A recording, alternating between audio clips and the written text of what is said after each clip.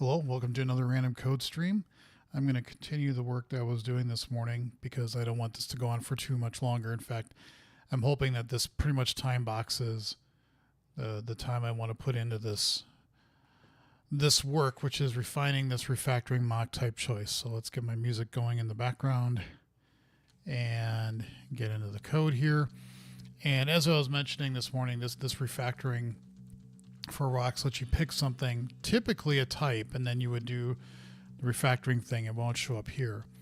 But what that will do is it will create the rock type that you need, the attributes you need if they're targeting the right type you want to mock.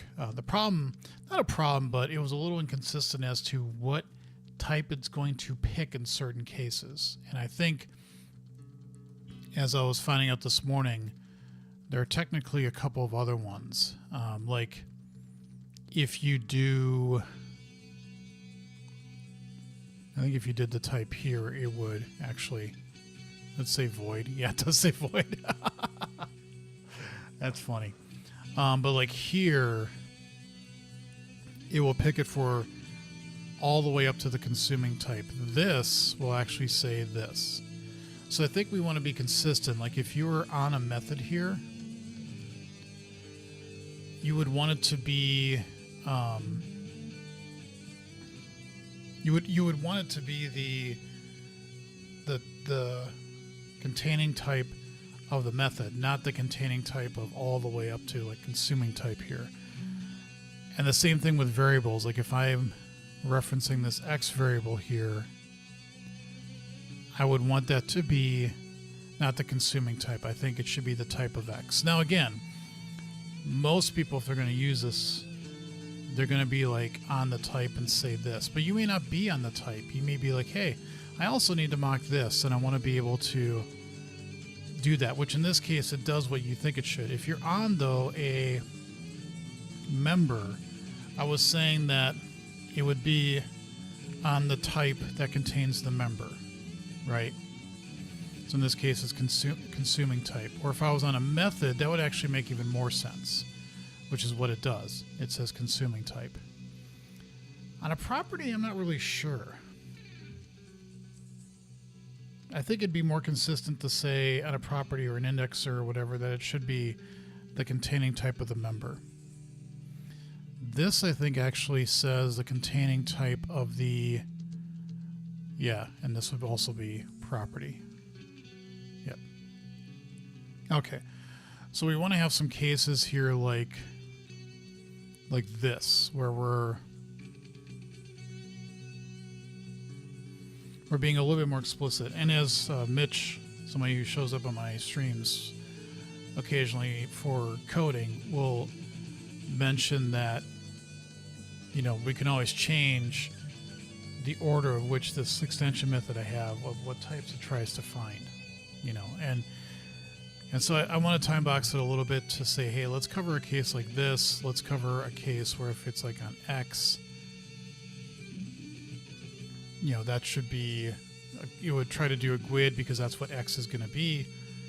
And then Y would be a string. You can actually mock them, but it would make more sense to me that that's what they should say. So I'm just going to grab all this code and we're going to play with it a little bit and see what we can get to come out. So I'm going to just make a spot up here to put that code there. So let's say run when target is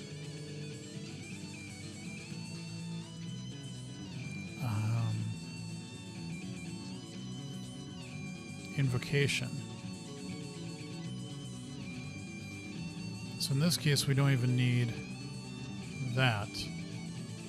Well, we will need system probably. No, we don't need that. What we need though is public static void work. And then within it, we can just say, well, fine. We'll just say GUID work. What does it do? GUID.new GUID. Except we want to put this here. So what would that actually do?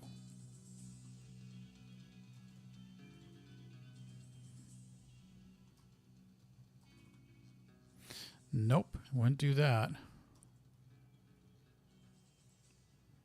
Let's run it again.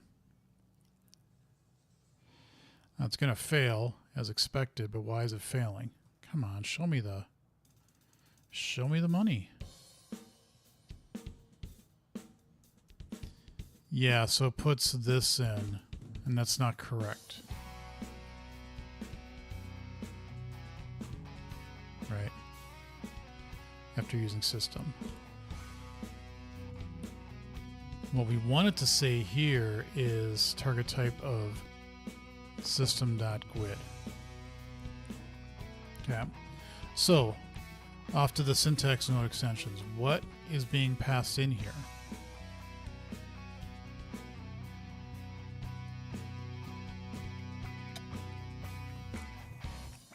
This is an invocation expression.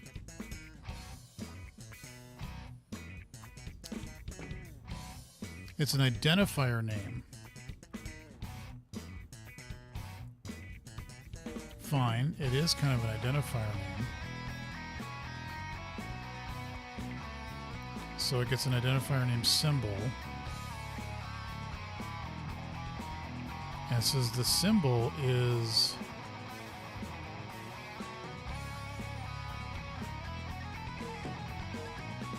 this like an iMethod symbol?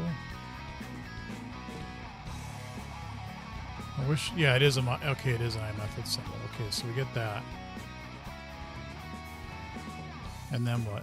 So it's not an iName type symbol. Okay. But could we say, because we do this here, so that gives you a method symbol.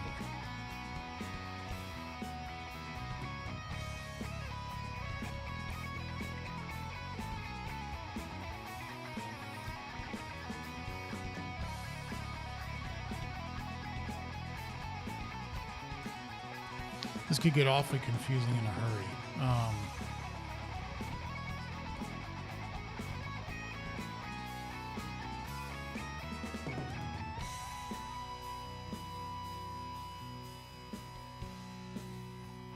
Because the intent of what we're trying to get out of symbol here is like a containing type. You know, also here we're trying to get a containing type, and then we say here if it's a attribute syntax, you know, this. We could throw it here too and just say if the identifier name syntax is a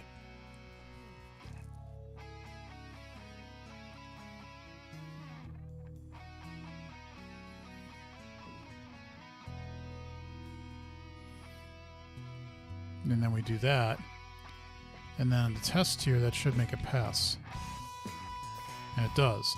Does it break any other ones? Nope. We got that many tests in this one? Okay, cool. And then we could say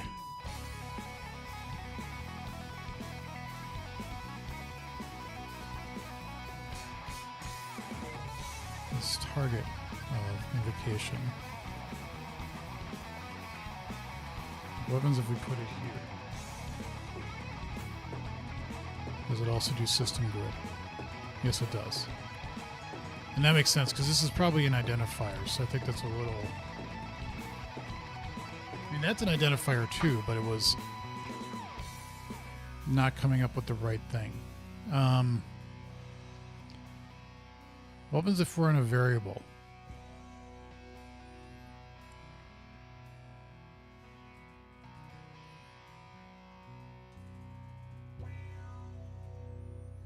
So in this case, we want to say strung work. So we're going to put this in here, and then we're going to say return.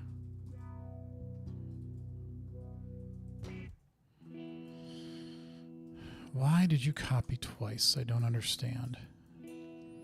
So we say var x is GUID new GUID, and then we say x. We're going to say here return. We don't have a this here, so we're going to say string, and then we'll say string class. And then the fixed source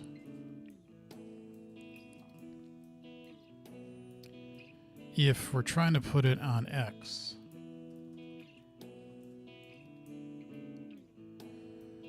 what we want it to be is system GUID. And it's not. Why aren't you coming up with the little helpy help thing there? That's kind of annoying that you're making me go through this.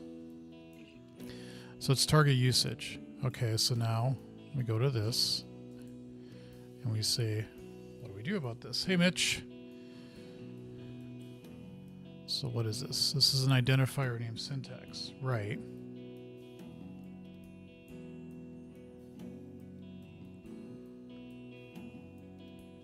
What kind of symbol is this? This would be an iLocal symbol. And the type is that. So we could say if it's a method symbol, else if parent symbol is iLocal symbol, local symbol,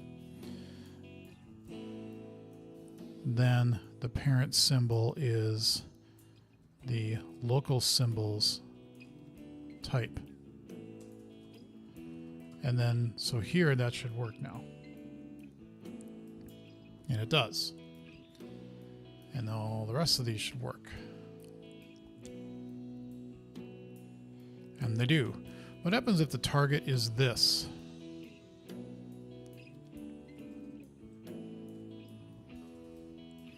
Is this async? So in this case, haha, see what I did there? We put that there. And so in this case, the type of should actually now be target usage. And it is. And we already have the case here for the invocation down here that when you're invoking on something, it's going to be on the type itself. So I think we've now covered all the cases we want.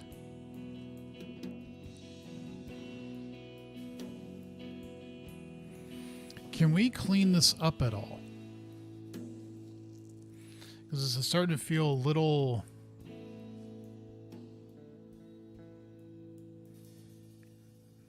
mushy, for lack of a better term.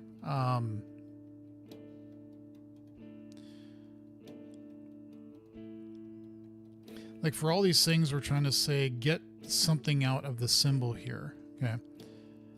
And then down here, we say if the parent symbol is a type symbol, then we got what we want. We could also just say, hey, if, else if, like take this out of here and now say else if it's a method symbol, then we can just say return the method containing type, which is what we would do here. And then we can also grab this out and do that.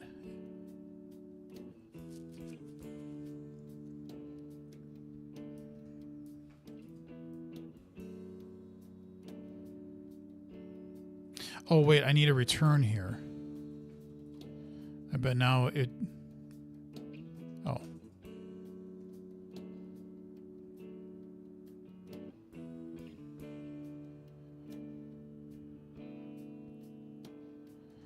And local symbol dot type is I named type symbol named.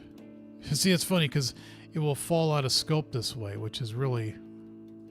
Well, I meant it's like it's there. Now let's see if we do this. It's still a switch statement. It won't. Can we say parent symbol switch?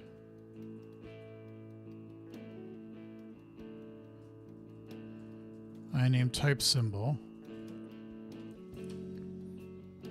Named type symbol. Oh, I think it does. That's right. Probably the reason it doesn't do a pattern match is because there's no else. There's nothing to return, and we only want to. So yeah, probably not a good idea to do that here. But I think doing this, we can say, let's change this to local name type symbol. And then let's look at our tests here and see if any of them broke. Nope. That's good. Good indeed. So now we don't need... We still need, in this case, if it's an identifier, we want to say, hey, if it's a the symbol's not null, then return the symbol. We don't want to say what kind it is, though. Same thing with this. We'll just say it's a symbol. And if it's a parameter syntax, this is where we get the type of it. Object creation, we get the... if it's a constructor, the contain type, this is also for attribute syntax, so that we handle that down here as well.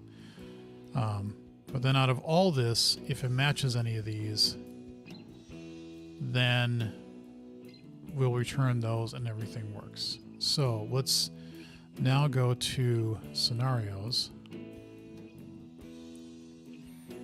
and say what happens now when we're on new GUID. It still does containing type. The thing is, this might be one of those cases of we need to do a build, shut down, start up again type of thing. You know what I mean? Sometimes that just doesn't, unfortunately, fly.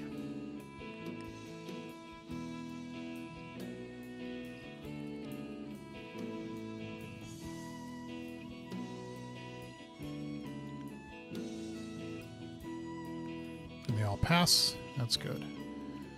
So let's say build clean on that file.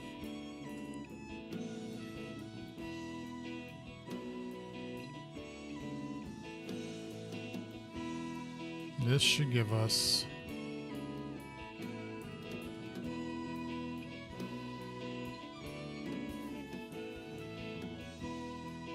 something. Why is it not doing anything? Well, that's discouraging. Why are you not doing anything?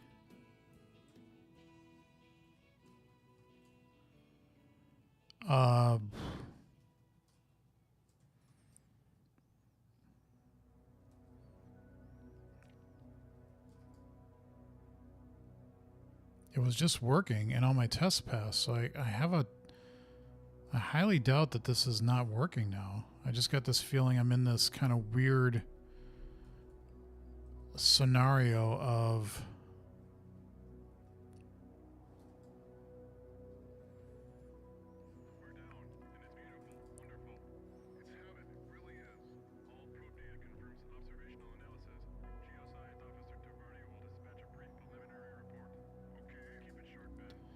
it doesn't necessarily know how to.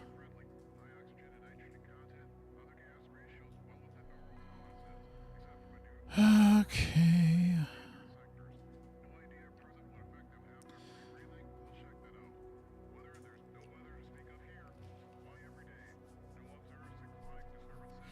Again, I have the feeling it's just...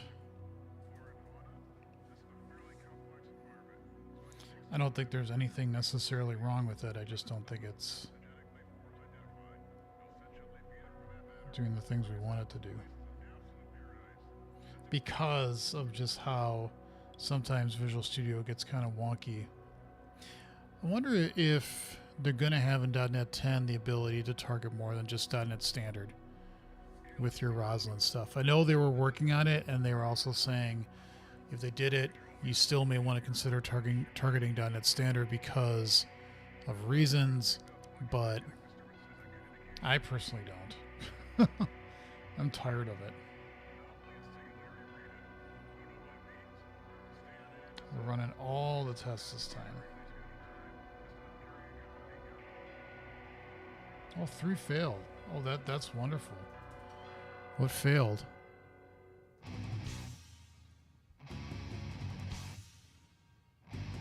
Oh, these are the okay. Yeah, that's fine. That's actually interesting, though.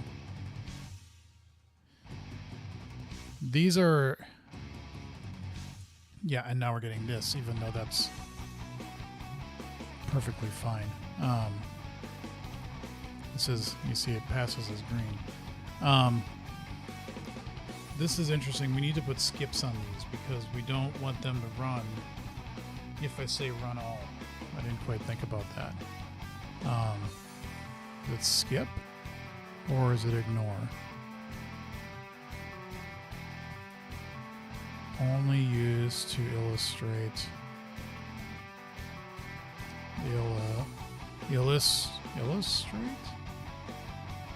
illustrate mocking framework failure. Sure. And I can do it on this one and then this one as well. You can say skip. Now let's run along.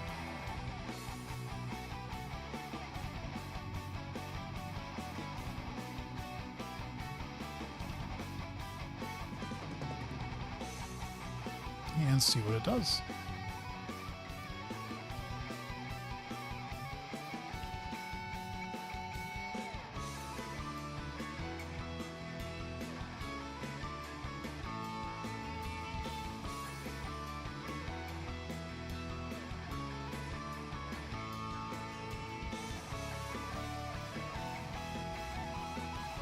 No failures. Amazing what happens when you skip stuff. It's not asking me to save the solution file anymore either. That's kind of interesting.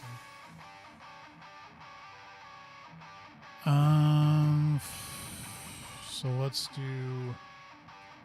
let's see if it suddenly starts working. Nah, it doesn't. I'm not too worried about that. I mean, I shouldn't run any tests.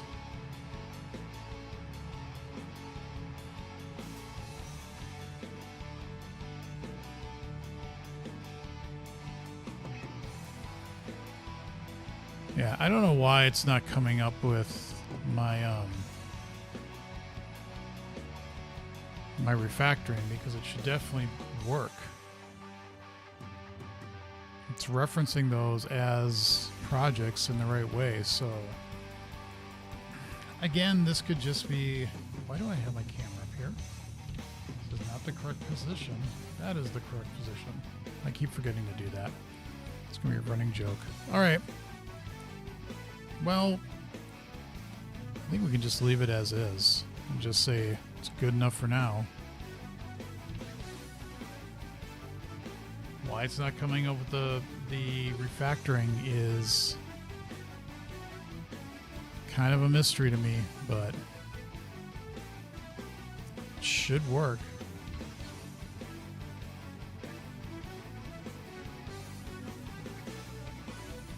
I don't know if I just have to keep trying. There it goes. See? It just shows up now. Why? Who knows? It just does. So that's consuming type. Yay. This should be consuming type. Yay. This should be GUID. Yay. This should also be GUID. Yay. This should also be GUID. Whoopee. This should be consuming type. Yay. And so should this. And that's object. You know why it's object?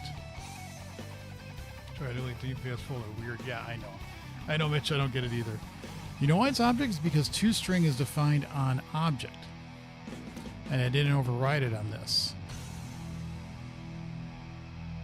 This one is on GUID because GUID overrides it. Now, to prove that out, if I say override toString, and come on, what are you doing here? And I say, haha. And now I come up to toString and I say, what's the definition? It's consuming type. That actually makes sense to me because it should be on the type that declared it. If you don't override it, it's on object. So that kind of makes sense. And again, this is going into very refined territory that probably nobody's ever going to get into or care about, but I do, and that's what matters. It's my framework. It's my library, and I'm going to make it work the way I want it to. Damn it! But that makes sense to me. And then if you were just like off into, well, what's the plus? Give me a rock attribute. I bet it's going to be consuming type, and it is because it just wanders all the way up to consuming type, and you're done. So yeah, that makes sense too. All right. I'm good with that. So we're going to say git commit 384 refined symbol searching commit all. The last thing I want to do in this is if I go to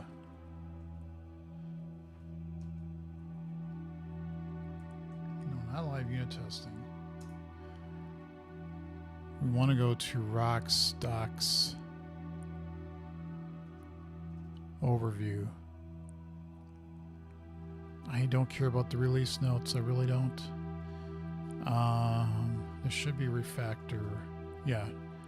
Now I know cursor identifier name, a type of definition.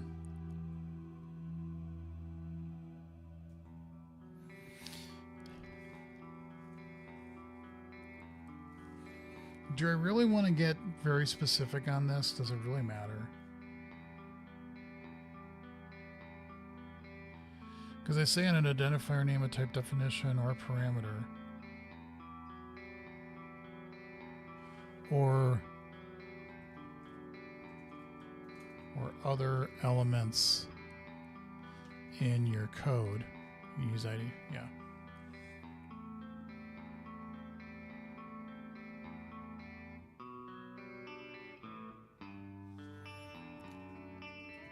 The target type will depend on what your cursor, on where your cursor is in the file.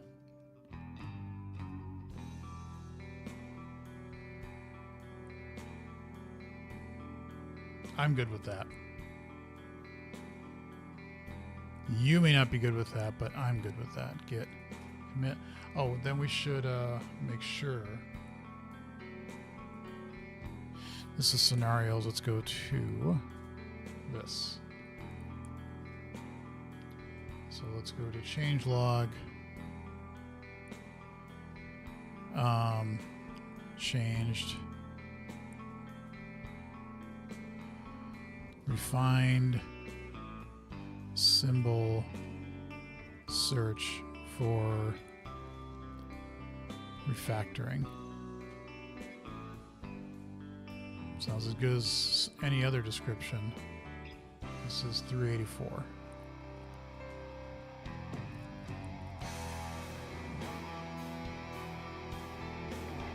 Wait a minute, that's 384. I just noticed something. This is saying 382, and then I have 358 here. And this is 367. This should be 367. This is 384. That should be 384. Okay, I think I got everything right now. Sure. Okay, so git commit. Updated, change log docs, time for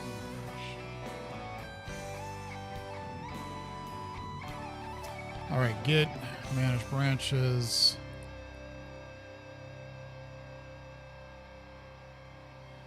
Comparison application. We should have already done that, so I don't know why I'm fine. So yeah, that's 306. I should have already done 306, right? Yeah, I did 306. I'm going to have to delete that one too. So 384 into main, merge it, main, push.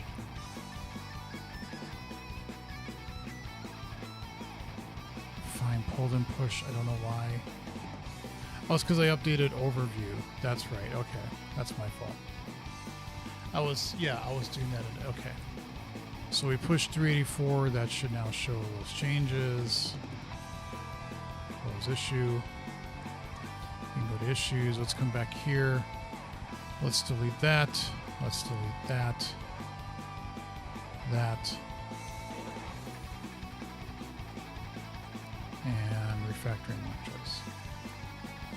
Yeah, I still have the static abstract one out there because I was doing some work on it, but I don't want to delete it because there is a couple things in there that I have done, like some notes, but nothing of really any importance. So let's just take a look and say for 930, I've got this to change the output. Yeah, maybe. This is one that Mitch mentioned. Support source generator step-through debugging. To assist with debugging the source generator is browsing component true. And the other infrastructure required to allow step-through debugging. See guy here. Describes Xerox analysis, the browsing component launch profile targeting. MSO will experiment with the source generators. This doesn't prevent any bills.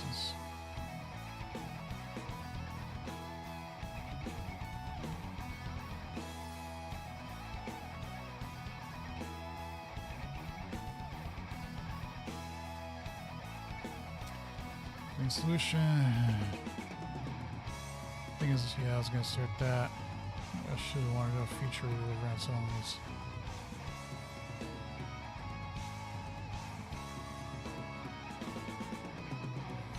See the guide here for more info. How to debug source generator.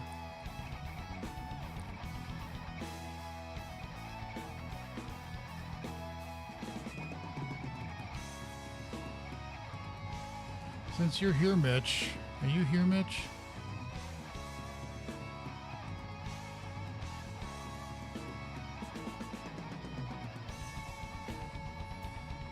Because this is really the only one that is left. And again, like you said, it's a very low priority. You can do this PR. Knock yourself out. The thing, though, with this... Well, it depends on when you do it. If you want to do it, go ahead and do it. I do want to release a 9.3 relatively quickly. I'm probably going to push this one off again. In fact, I'm just going to do that now. And just say, delete that. Just to check it off. Yeah, there we go. And that would be the only one in 9.3. So if you want to do it, go ahead. Then what I'll do is include it. And that wouldn't actually be... That wouldn't actually affect what gets put in the NuGet package, right? That's only for project purposes and debugging, if I understand this correctly.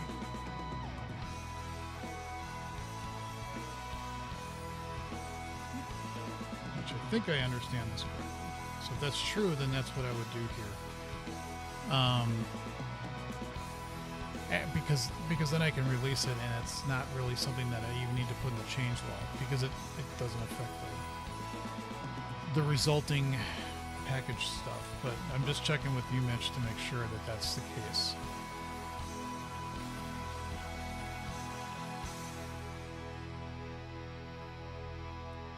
Yeah, internal. Okay. So make your PR. I'm going to leave this for a couple of days, and if you get it in, I can put it in. If not, like you said, it doesn't really even affect the release. The thing is that I'm going to start, I think, to make a 10.0 branch, because I want to in this case, and do it by starting to target .NET 10. And you know, we're 2 months away-ish from a 10.0 release, and so I want to start having this wade through any bugs that might show up in 10. You know, I'm not expecting. I did that like a month or two ago, and nothing really showed up. But some stuff may have changed since then, and I don't, and some packages may be including stuff that I am not anticipating. So you never know when something's going to break. Let's actually do that. Let's at least see what happens when I start making the 10.0 change over. No, do I want to do that right now? Not really, because I want to do a 9.3 release and then start doing that work. I'm just kind of curious to see what would break. And I could do it all in the branch and then move any changes over into the branch. Because really the only thing that would change is the changelog release. But I don't want to go through even that amount of work right now because I don't need to. So, get that done today, Mitch. And then when I get up tomorrow morning, your lovely PR will be there, and then I can accept it and merge it in, and then get a 9.3 release for rocks out, and then I can start working to see if 10 is going to break anything. So, all right, I think I am done with this stream.